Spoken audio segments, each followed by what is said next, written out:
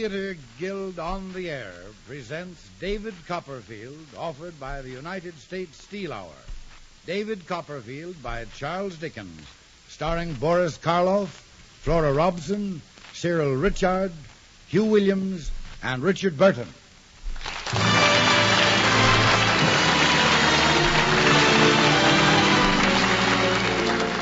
Helping to build a better America through better steels and products of steel is the job of the industrial family that serves the nation, United States Steel. Look for our trademark, USS, on any steel product. It's your guide to quality steel.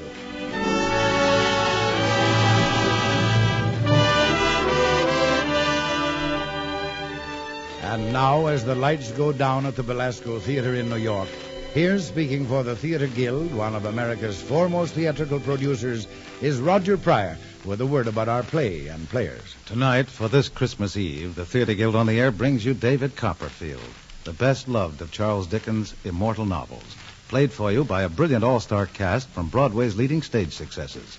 As Uriah Heep, you'll hear Boris Karloff, now starring in Peter Pan. As Aunt Betsy Trotwood, Flora Robson, star of Black Chiffon. Our Mr. Micawber is Cyril Ritchard, star of The Relapse, and Hugh Williams, star of The Cocktail Party, as Mr. Wickfield. Ritchard Burton of The Ladies Not for Burning is David Copperfield, who tells us his own story. Our featured players are Isabel Elsom of The Curious Savage as Peggotty, Brenda Forbes of Ring Around the Moon as Mrs. Micawber, and David Cole of The Innocents, who plays David as a boy. We raise the curtain now on David Copperfield, adapted for radio by Robert Anderson and directed by Homer Fickett.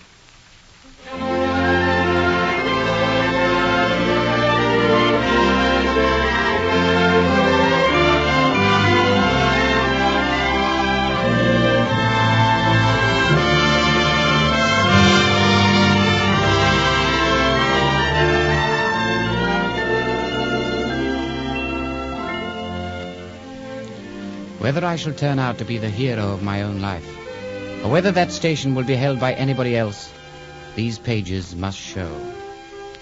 To begin my life with the beginning of my life, I record that I was born, as I've been informed and believed, on a Friday at 12 o'clock at night. It was remarked that the clock began to strike, and I to cry simultaneously. To the enormous disappointment of my great aunt, Betsy Trotwood, I was born a boy, and therefore was named not Betsy Trotwood Copperfield, but in memory of my recently deceased father, David Copperfield. My first years were happy ones, presided over by my child of a mother with her pretty hair and youthful shape, and by Peggotty, our maid, who had no shape at all, and whose buttons popped off her dress at the slightest exertion. Come along, Davy, and dance with Peggotty and me. Peggotty will lose her buttons, Mother. Lord, young Davy's right. Well, then she'll just have to pop them. Here we go, round and round and round.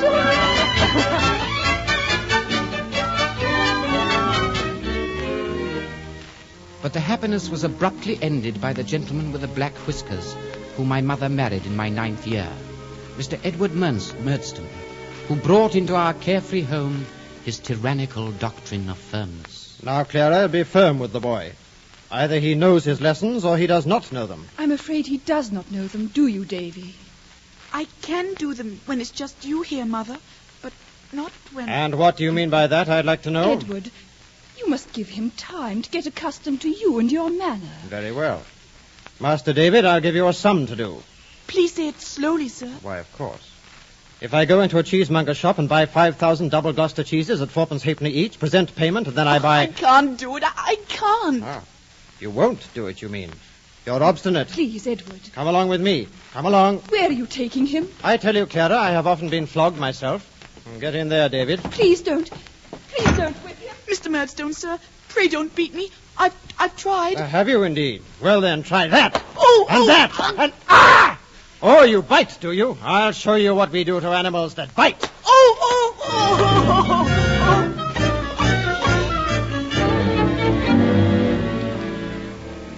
For having bitten Mr. Murdstone's hand, I was sent away, over my mother's protests, sent away to school, where my chief humiliation was that upon arrival the headmaster, Mr. Creakle, who never spoke above a whisper, said to me, "Turn around, young man. What are you doing, Mr. Creakle? I'm pinning a sign on your back by order of Mr. Murdstone. Pray, sir, what kind of sign? A sign to warn the other boys what kind of a wretch you are. What does the sign say, if you please, sir? It says, beware this boy. He bites.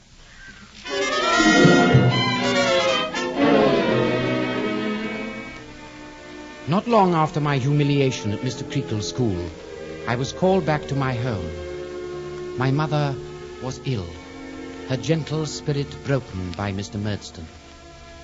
I had been home a few days when one night Peggotty came to my room. Davy, are you asleep? What's the matter, Peggotty? Oh, my poor precious Davy. Is it Mamma, Peggotty? Aye. Does she want me? She wanted you, and he wouldn't let you come to her. I'll go to her now. No, David, no. Come here. Peggotty, Mamma isn't worse, is she? Yes. My precious little Davy. Much worse? Yes. Peggotty, Mamma's dead? Mamma's dead?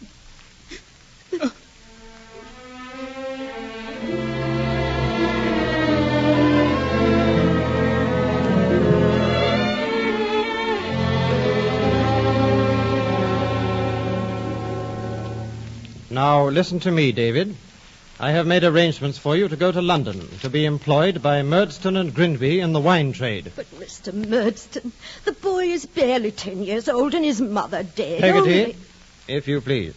If he has to fight his way in this world, he might as well start as young as possible. Don't you agree, David? Yes, sir. Very well. You must live entirely on what you earn. Now you will leave tomorrow morning. The cartman, Barkis, will fetch you and take you to London, where you will lodge with Mr. and Mrs. Wilkins Micawber.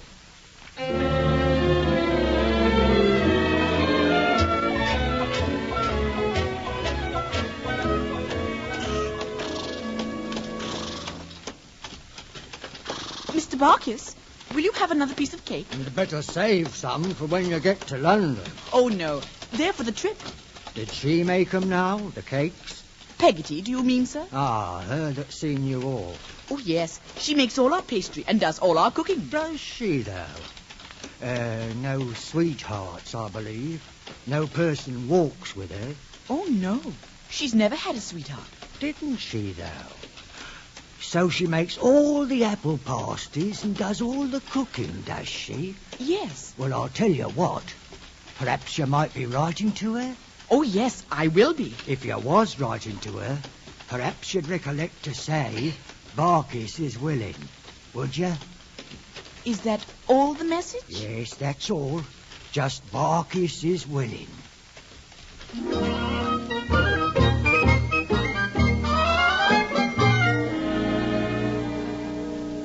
I arrived in London in the afternoon and was already at work washing, corking, and labelling wine bottles in the rat-infested warehouse of Murdstone and Grinby, when, looking up, I saw coming towards me a stranger.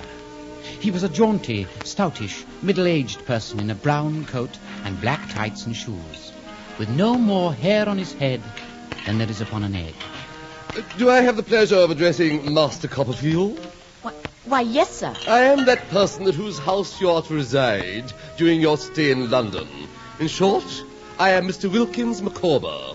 Oh, Mr. Micawber. And the impression that your peregrinations in this metropolis have not as yet been extensive, and that you might have some difficulty in penetrating the arcana of the modern Babylon. In short, that you might lose yourself. I should be happy to call this evening and install you in the knowledge of the nearest way home.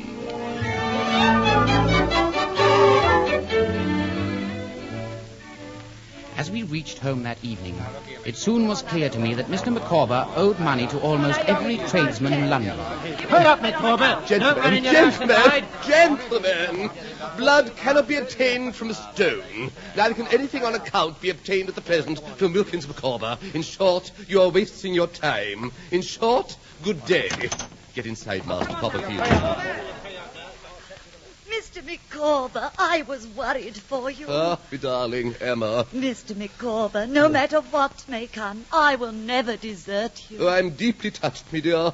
Master Copperfield, may I present the partner of me joys and sorrows, the bosom of me affections, in short, Mrs. Micawber.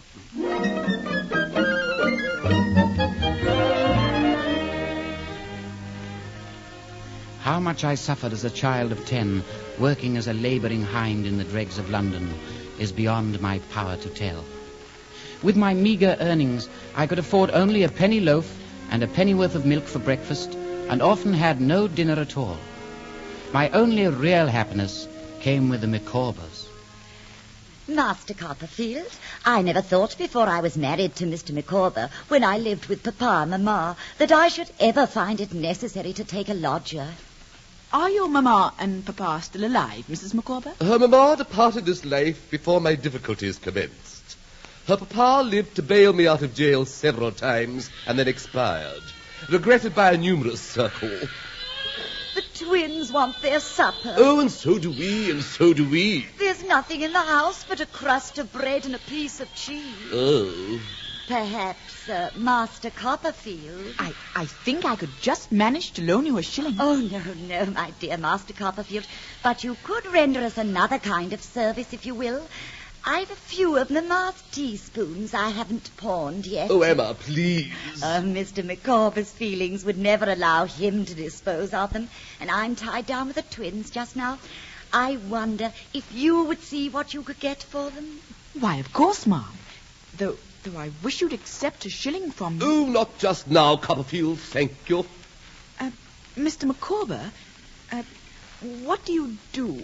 I mean, I have not been able to learn. What is your work? Me work? Why, at the moment I'm engaged in keeping myself in readiness in case anything should turn up.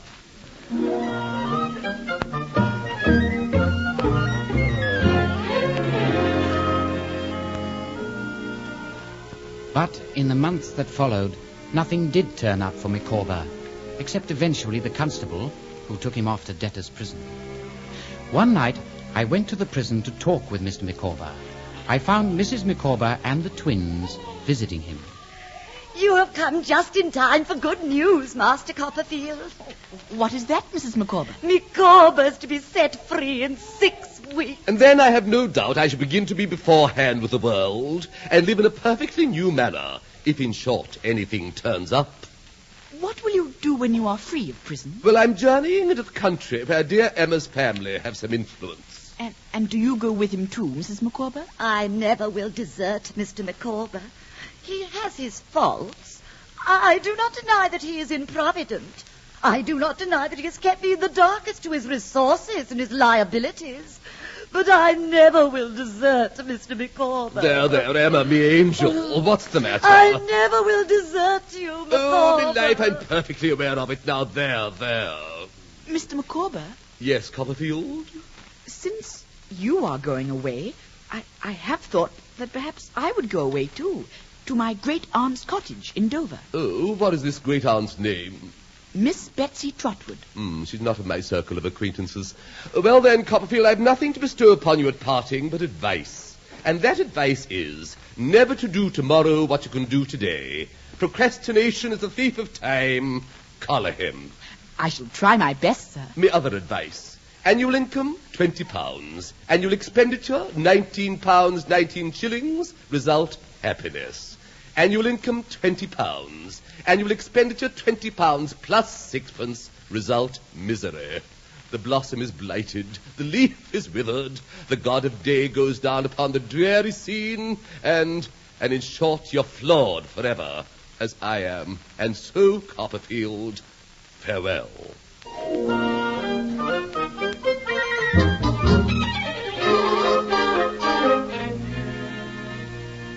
Dover Road is a beautiful road, but not to a penniless little boy who must trudge every inch on foot. Each milestone might well have been my gravestone, except that I was determined to reach my great-aunt Betsy Trotwood's cottage in Dover. More dead than alive, I at last knocked feebly on her door. Hello? What's this? Go away! Go along! No boys here! If you please, Mum. You're one of those miserable boys that rides the donkeys across my garden. Go along. If you please, Aunt. People are always riding donkeys through my garden. If you please, Aunt. I am your nephew. Aunt? Mercy. Hold me up, somebody. Help me. Janet. Janet. Please, Aunt. It's the truth. What's the matter, Miss Trotwood? Donkeys? Donkeys? This boy. I am David Copperfield of Blunderstone, where you came on the night when I was born and saw my dear mamma. This is the boy that should have been a girl.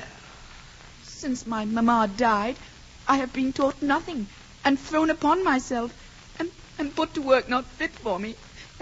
And so I've run away to you from London. Oh, mercy on us, the poor boy. What shall we do, Janet? Wash him and put him to bed. Exactly so. A brilliant suggestion. Exactly so.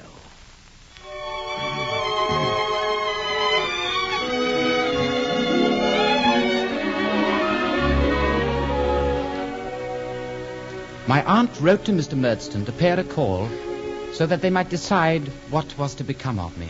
I am here, Miss Trotwood, to take David back, to dispose of him as I think proper. To dispose of him? What a way to talk of a child. I am here to take him away. If he is not ready to go, my doors are shut against him henceforth. Are they now? Yes. Then mine shall be open to him. And what do you intend to do with the wretch? I shall send him to school in Canterbury, where he can live with my good friend and lawyer, Mr. Wickfield. Finest man I know. Miss Trotwood, I tell you... You may go when you like, Mr. Murdstone. And in leaving, mind you don't ride your donkey through my garden.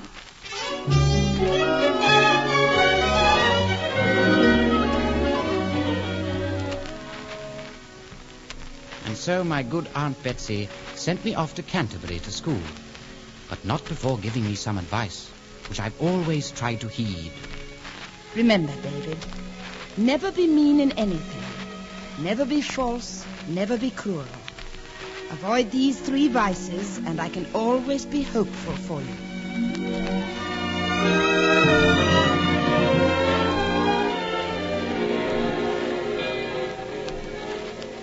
The great bells of the cathedral at Canterbury were ringing as I arrived at the home of Mr. Wickfield, with whom I was to stay. He came towards me, a fine, generous, hearty man. Master Copperfield, I am delighted to welcome you to my home. How do you do, Mr. Wickfield? My Aunt Betsy sends her regards. Thank you, David. And now I should like to present to you my little housekeeper and beloved daughter, Agnes. How do you do, David? How do you do, Agnes? Agnes has presided over my household since her dear mother died. Papa. Agnes knows it saddens me to talk of my departed wife.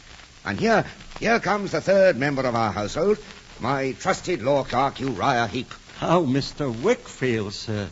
I'm far too humble to be included as one of your household. Far too humble. Oh, Uriah, that's rubbish. Shake hands with Master Copperfield. Oh, indeed, if he'll be so kind as to give me his hand. There.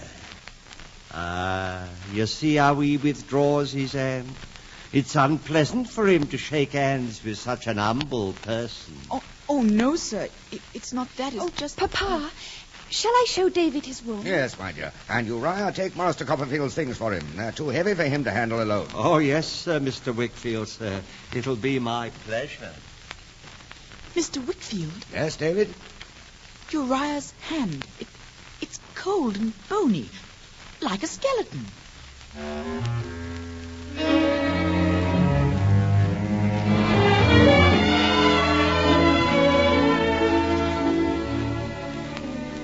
Thus was I welcomed into the Wickfield household, as a son and as a brother, a warm, friendly household, over which Uriah Heep seemed to hover like some great, evil bat. Innocent as I was, even at the age of 11, I think I sensed his hypocrisy. You're working late tonight, Uriah. Ah, Master Copperfield, like you, I'm studying. I'm improving my legal knowledge. I suppose you are quite a great lawyer. Me, Master Copperfield? Oh, no, I'm a very humble person.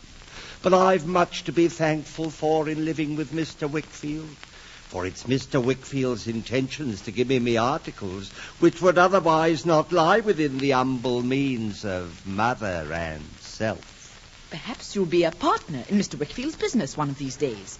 And it'll be Wickfield and Heep. Oh, no, Master Copperfield. I'm much too humble for that. You two having a pleasant talk? Oh, yes, Mr. Wickfield, sir. Very pleasant. I saw the light in here, and I wanted to make sure that you understood what work you are to do tomorrow, Uriah. I think I do, sir. You have the routine accounts to draw up, but the most important thing is to make a report to Miss Trotwood of how we are handling her investment. Oh, yes, sir. That's what I understood. Good night, then. Good night, David. Good night, sir. Oh, a most excellent man. Do you find studying the law easy, Uriah? It's hard for me sometimes, but I don't know what it might be to a gifted person. There are Latin terms that are trying to a reader of my humble attainments. Well, I could teach you Latin as I learn it. Oh, thank you, Master Copperfield. I'm sure it's very kind of you to offer, but I'm much too humble to accept it. Oh, that's nonsense, Uriah. Oh, no, sir. There are people enough to tread upon me in my lowly state without me doing outrage to their feelings by possessing learning. Learning ain't for me. A person like myself had better not aspire. If he's to get on in life, Master Copperfield, he must get on humbly.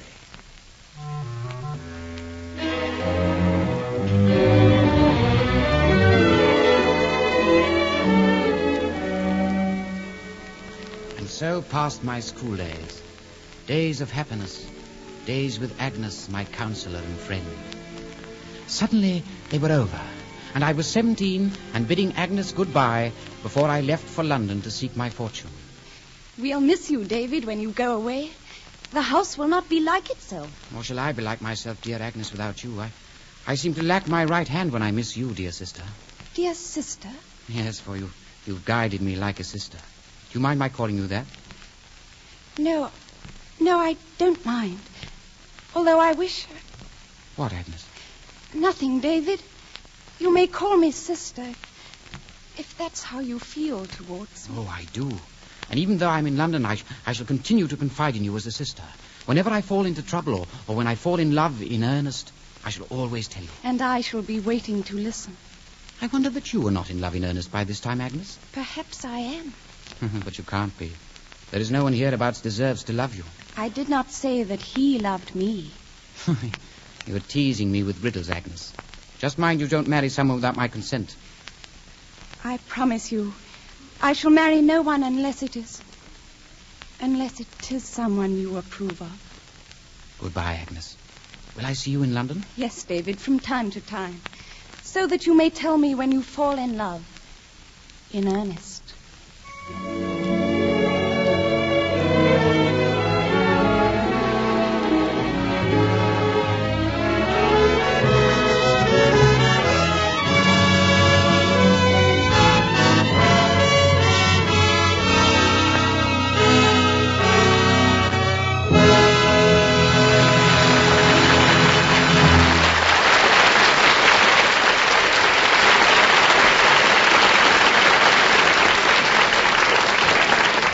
You are listening to David Copperfield, produced by the Theatre Guild on the Air, presented by the United States Steel Corporation. We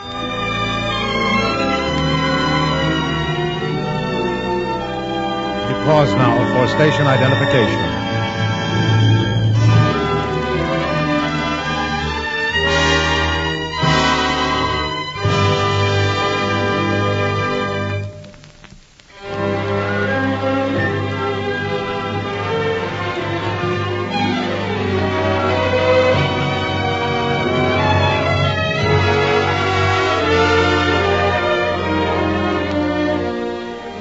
Now the curtain rises on the second act of David Copperfield, starring Boris Karloff as Uriah Heep, Flora Robson as Betsy Trotwood, Cyril Ritchard as Mr. Micawber, Hugh Williams as Mr. Wickfield, and Richard Burton as David.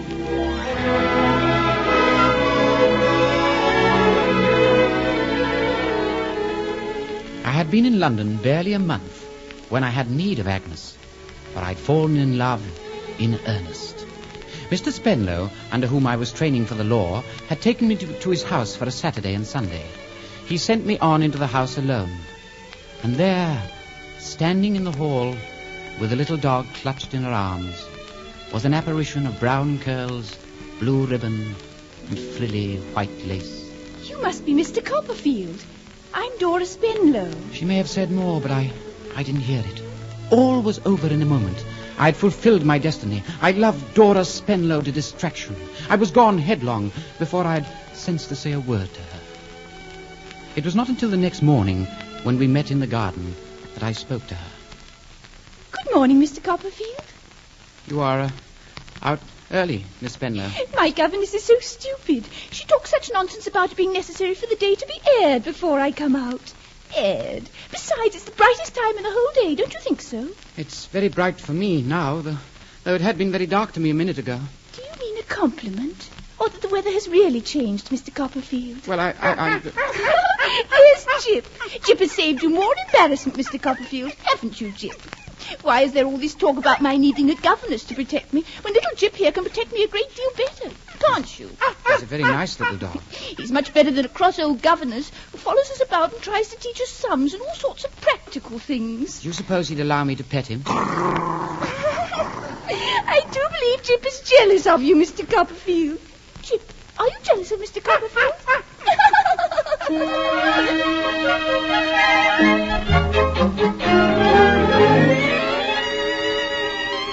When I wrote to Agnes, telling her of my happiness with Dora, she answered with sweet encouragement.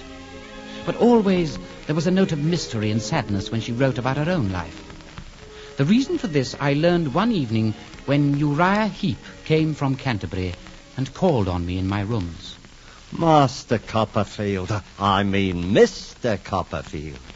You've heard something, I dare say, of a change in my expectations? No, I have not. Oh, then I shall have the pleasure myself. Actually, it was you who prophesied it. Prophesied what? Don't you remember saying to me once that perhaps it might one day be Wickfield and Heep? What do you mean? And I recollect saying that I was much too humble and that... Uriah, tell me, what do you mean? Why, I mean that now it is Wickfield and Heep. No. Oh, what a worthy man is Mr. Wickfield, but how imprudent. Imprudent? Oh, Master Copperfield, it's not for an humble person like myself to talk of such a worthy as Mr. Wickfield. I've only to allude to his imprudence in the matter of drinking. But surely he can't have... Oh, my, yes, Master Copperfield. If anyone else had been in my place during the last year, by this time he'd have had Mr. Wickfield under his thumb. Quite under his thumb. But you, I suppose you have not... Oh, I, Master Copperfield, I have been but his humble helper. I must see Agnes about this and at once. Oh, I wish you would. She's here in London. She's lovely, isn't she, Master Copperfield? She is superior in all respects to anyone around her. Oh, thank you. Thank you very much for that. There is no reason why you should thank me. Oh, Master Copperfield, humble as I am, humble as my mother is, the image of Miss Agnes has been in my breast for years. You'd best not talk like this, Uriah. Oh, with what a pure affection do I love the ground my Agnes walks on. Have you mentioned this to her? Oh, no, Master Copperfield. My Agnes is very young, and I still have to work my way upward. I'm only just emerging from my lowly station. No matter what your station, she would never consent Master Copperfield, I rest a good deal of hope on her observing how useful I am to her father. She's so much attached to her father that I think she may come on his account to be friendly to me. So that's your scheme. And I'm telling it you, Master Copperfield, so that you will not unconsciously go against me. I know that you wouldn't wish to make unpleasantness in the family. Would you, Master Copperfield?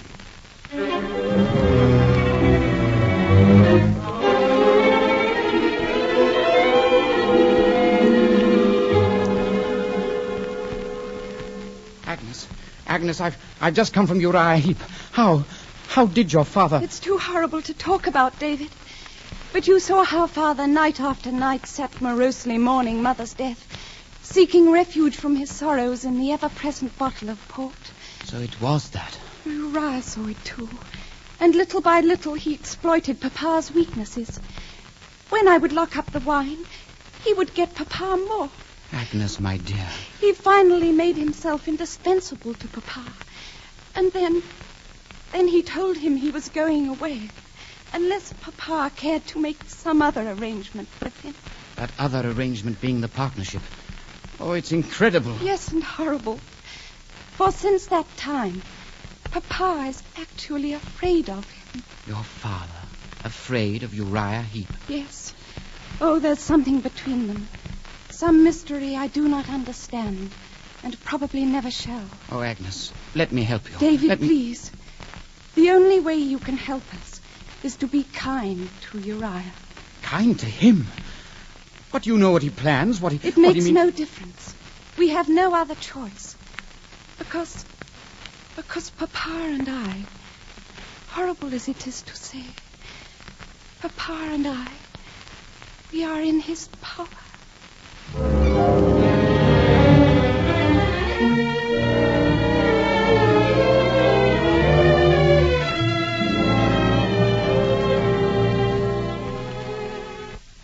For the next month, I lived on Dora and coffee. When I wasn't calling on Dora, I was working hard that I might be worthy of Dora. As for Agnes, I didn't tell her of Uriah Heep's plans for her, because I knew it would distress her. And since Uriah had yet to work his way up a little more, I thought I had time. Meanwhile, I had a letter from that master of all letter writers, Micawber. You find me, my dear Copperfield, engaged in the sale of corn upon commission. However, it's not an avocation of a numerative description. In other words, it does not pay. I am, however, delighted to add that I now have an immediate prospect of something turning up.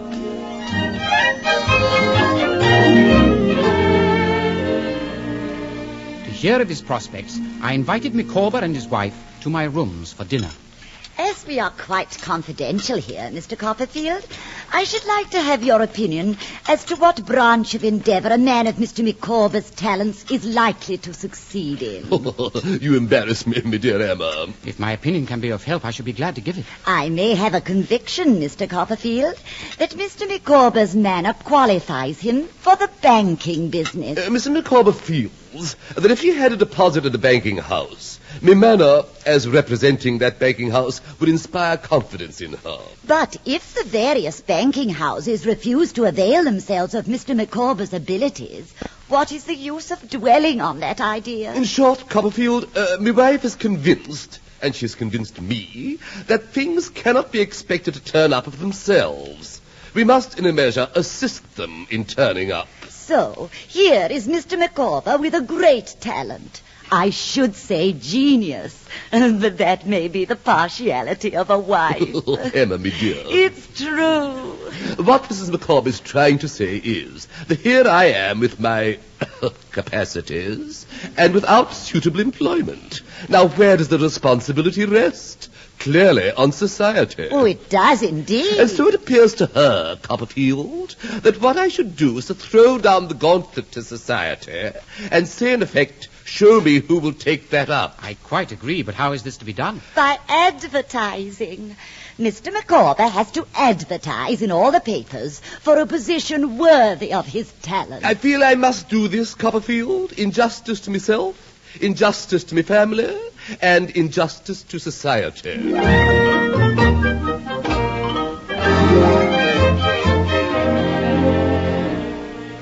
Shortly after I loaned Mr. Micawber the money to pay for his advertisement, I had cause to regret my extravagance. For my aunt, Betsy Trotwood, upon whose generous bounty I had been living, came to London with sad news. These are comfortable rooms you have here, David. They're as reasonable as I could find, Aunt. That's just as well, because from now on I shall be living here with you. As a chaperone, Aunt? What makes you say that?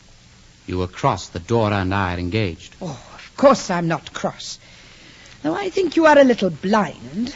Blind? Yes, blind as to where your true love lies. Aunt, I know Dora and I are young and inexperienced, but we love one another truly. Poor little couple. You think you are formed for one another and to go through a party, supper table kind of life like two pretty pieces of confectionery. Aunt, have you come to stay with me to dissuade me from Dora? No, David. I've come to stay with you because I'm ruined. Ruined? Yes. It's a frumpy, grumpy story, David, but suffice it to say that I invested unwisely and am ruined. But Mr. Wickfield handles all your... No, these I invested myself. Mr. Wickfield had, nothing to do with it. Oh, David, I know this alters your plans somewhat. I don't know what your Dora will say. Nor I. But we must meet reverses boldly and not suffer them to frighten us, my dear. We must learn to act the play out. We must live misfortune down.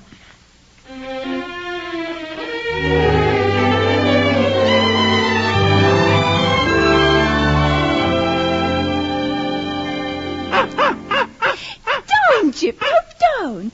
Davy has something to say to me. Dora? Yes, Dodie? Dora, could you love a beggar? How can you ask anything so foolish, Dodie? Dora, my own dearest, I am a beggar. Oh, how can you be such a silly thing? I'll make Chip bite you. Dora, I am your ruined David. I have not a penny. I must tell you this and offer you release from our engagement if you want it. Oh, Dodie, don't talk like that. Oh, my sweet Dora, does that mean your heart is still mine? Yes, Dodie. Only don't be dreadful. Don't be practical. Because when you're practical, it frightens me so.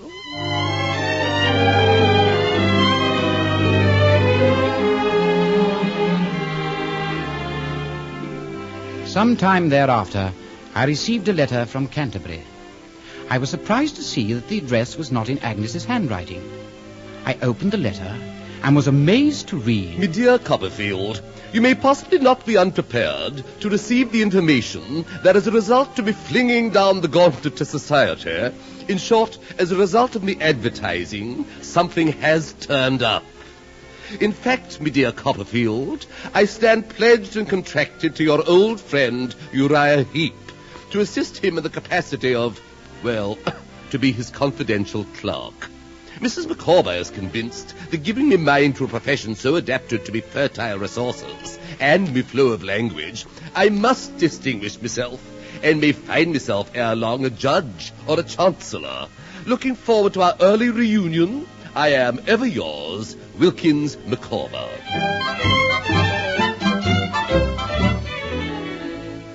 Curious at this turn of events, I travelled down to Canterbury to see Micawber in his new surroundings. My dear Copperfield, to a man possessed of the higher imaginative powers, the objection to legal work is the amount of detail which it involves. How do you find Mr. Heep as an employer? All I can say is that my friend Heep has been most generous in advancing me financial assistance. And Mr. Wickfield? Mr. Wickfield is, I dare say, a man of very excellent intentions, but he is, in short, he is obsolete. I'm afraid his partner seeks to make him so. My dear Copperfield, I'm here in a capacity of confidence. I would therefore suggest that in our intercourse we draw a line. On this side is the whole range of human intellect, with a trifling exception, and on the other is that exception, the affairs of Messrs. Wickfield and Heep. He has won you over, hasn't he, Micawber? Oh, don't close the door, Miss Wickfield. I'm just on my way to my humble dwelling. Good day, Copperfield. Miss Wickfield. Ah, Agnes. How I've missed you lately. Indeed. And so soon. You were so much in the habit of thinking for me in the old days that my reliance is still on you. But it must not be on me, David. It must be on someone else. On Dora? Of course. You still love her, don't you, David? Oh, Agnes, you should see her. I've never seen such dancing blue eyes, such curls. Yes, you do love her. Are you sad that I'm in love, Agnes?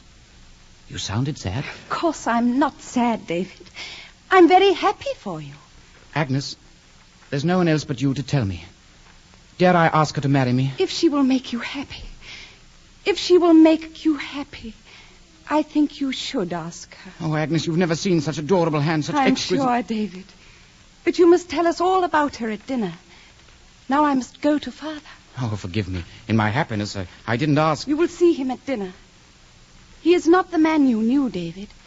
He hardly dares to speak now without consulting Uriah with his eyes. But you shall see.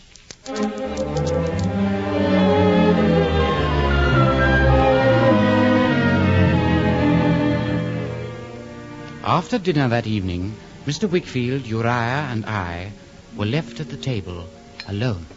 Mr. Wickfield, old friend and partner, let me fill your glass for another toast. I think we have drunk enough toast, Uriah. David, if Uriah wants us to drink another toast, perhaps we'd better. But Mr. Wickfield... We mustn't offend him, David. There now, fellow partner, Master Copperfield, I am about to drink to the divinest of her sex. Uriah, mind what you say. I know I am but an humble individual to give you her health. But I admire her. I adore her. Uriah? Now, Davy. Uriah has a right to toast his sweetheart if he will. Who is she, Uriah? To whom do we drink? To Agnes Wickfield. No! Mr. Wickfield! To be her father is a proud distinction, but to be her husband... Stop! I will not stay here and listen to such blasphemy. If I say I've an ambition to make your Agnes my Agnes, I have as good a right to it as any man. You detestable serpent. Look at him, David. Look at my torturer. Under his influence, I have step by step abandoned name and reputation, peace and quiet, house and home. And now... Mr. Wickfield, I have kept your name and reputation and your peace and quiet and your house and home. Oh, David. What have I come down to since I first saw you in this house? Weak indulgence has ruined me. Indulgence in remembrance of my wife. And indulgence in forgetfulness offered by this. I have taken my last glass. I swear I have taken my last glass. Oh, come now, Mr. Wickfield. David, I'll tell you all about this fellow here. You stop him, Copperfield, or he'll say things he'll be sorry to have said, and you'll be sorry to have heard. I'll say anything. Why should I not be in all the world's power if I am in yours? Because you have a daughter. Scoundrel! Now, let sleeping dogs lie. Who wants to rouse them? Can't you see? I'm as humble as can be. Humble? You humble? You hypocrite! Mr. Wickfield! Well, Master Copperfield, I suppose you have sometimes plucked a pear before it was ripe. Good night, Heep. I did that tonight. But it'll ripen yet. It only wants attending to. I can wait.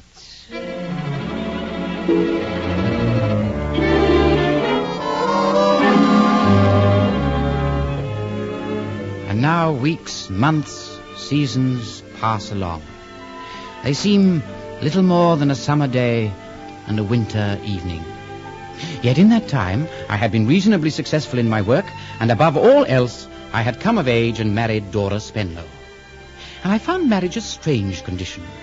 It was such a stupendous thing to know for certain that Dora put her hair up in papers. It was altogether such an astonishing event to see her do it. It was also a painful thing to wait dinner because of Dora's inability to manage the cook. I did but see her passing by, and yet I'll love her till I die. My dear, do you think the cook has any idea of time? Why do you ask, Dodie? Well, because it's 7 and we were to have dined at 6. Don't you think you should talk with the cook? Oh, no, please, I couldn't. Why not? Because I'm such a silly, and she knows I am. But, my love... Oh, no, please. Don't be a naughty Bluebeard. Don't be serious. My sweet, I'm only trying to reason with you. Well, I didn't marry to be reasoned with. If you meant to reason with such a poor little girl as I am, you oughtn't have told me so, you cruel boy. Dora, my darling. No, I'm not your darling. Because you must be sorry you married me, or else you wouldn't reason with me. I'm sorry, my love. I won't try to reason with you. I promise. That's right, Dodie. Because reasoning makes me uncomfortable. And it's much better for me to be stupid than uncomfortable.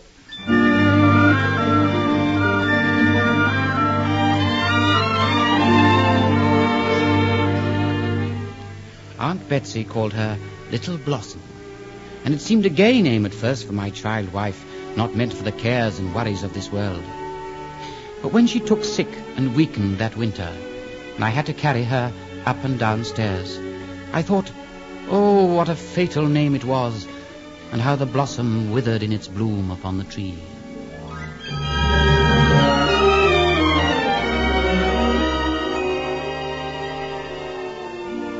And then, one night near the end, Dora called me to her side. Dodie. Yes, my darling? Dodie, I'm going to say something I have often thought of. Will you mind? Mind, my darling? Perhaps you have often thought the same. What is that, my dear? I'm afraid I was too young. Now, Dora. Not just in years, but in experience and thoughts and everything. Dora, don't. I was such a silly little creature. I'm afraid it would have been better if we had only loved each other as boy and girl and forgotten it. Oh, my Dora. I have begun to think I was not fit to be a wife.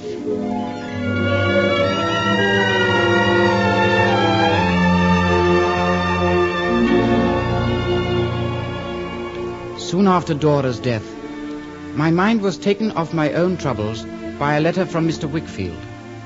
Dear David, Mr. Micawber, an old acquaintance of yours, I believe, has made some rather startling discoveries concerning the activities of Uriah Heep, and begs that you and your aunt travel to Canterbury to be present at what he characteristically calls an explosion.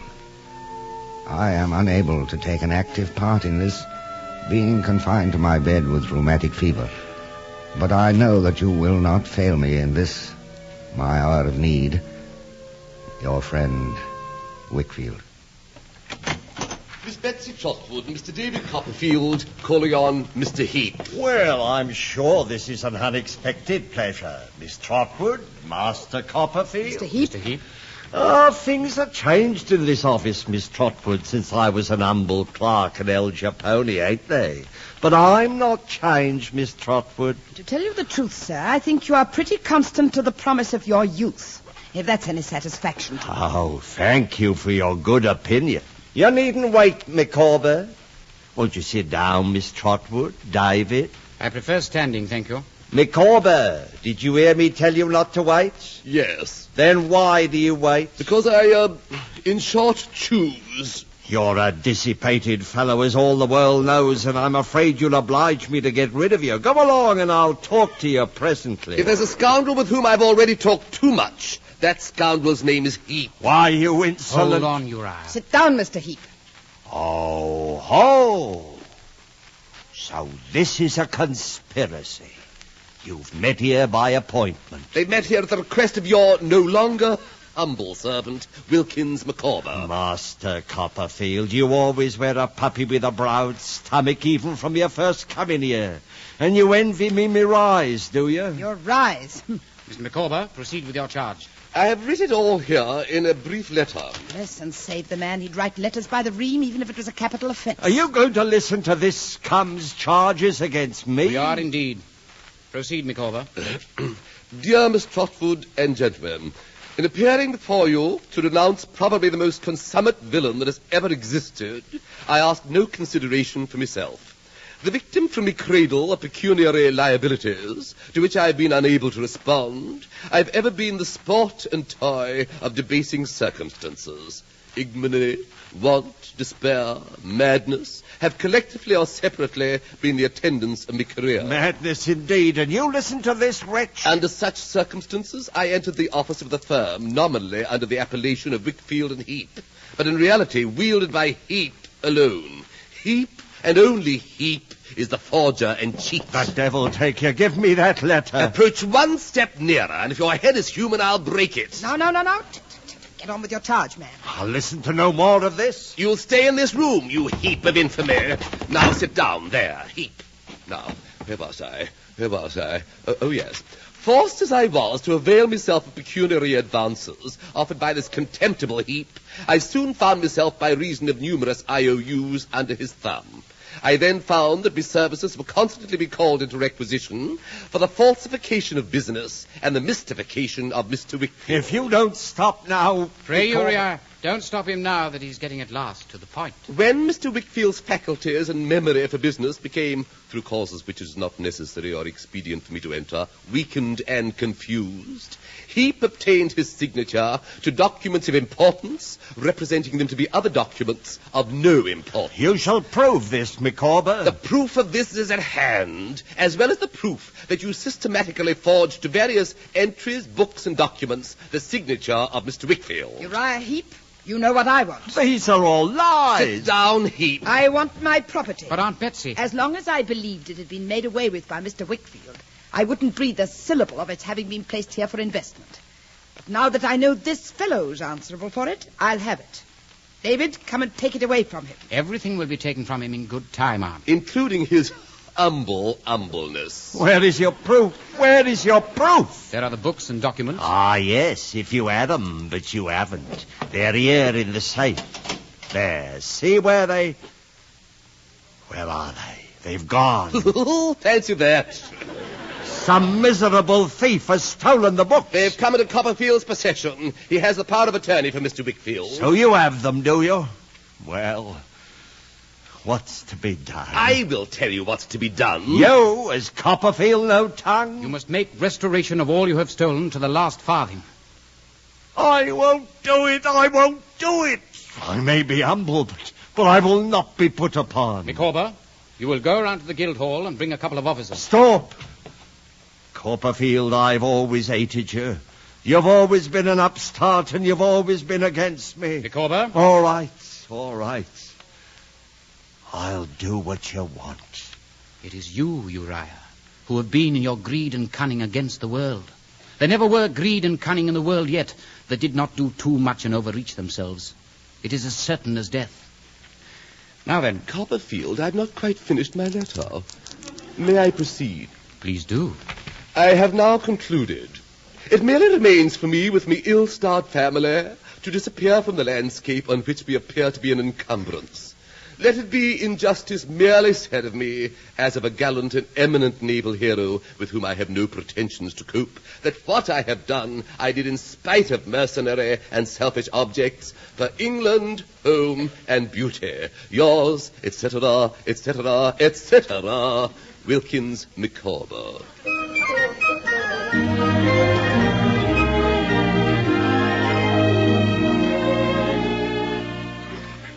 Now my story nears its end. I have but to record that when Aunt Betsy regained her property, she paid off all Micawber's debts and sent him to start his life anew in Australia, where, by virtue of his diligence and application, he in time justified Mrs. Micawber's faith in him and became a magistrate. As for me, I returned to England after a year of travel, returned to recapture, if possible, a treasure I had unwittingly thrown away in my boyhood. And on Christmas Eve, I stood before the fire in the Wickfield parlour in Canterbury and watched Agnes. David, why do you look at me so closely? To try to guess your secret. My secret? Yes. Let me share it. My aunt has told me. What has she told you? That you are in love. That is your secret, isn't it? If it is not a new one. Not new? Then I must know him. You do, as well as you know yourself. Myself? Agnes. Agnes, look at me. Spare me my blushes, David. Oh, Agnes, if you only knew. I went away loving you. I stayed away loving you, and I've returned home loving you. Oh, David. But I never dreamed that you could love me. Didn't you know, David? Hadn't you ever guessed? But when, my darling? When did you... when did it all... I have loved you all my life.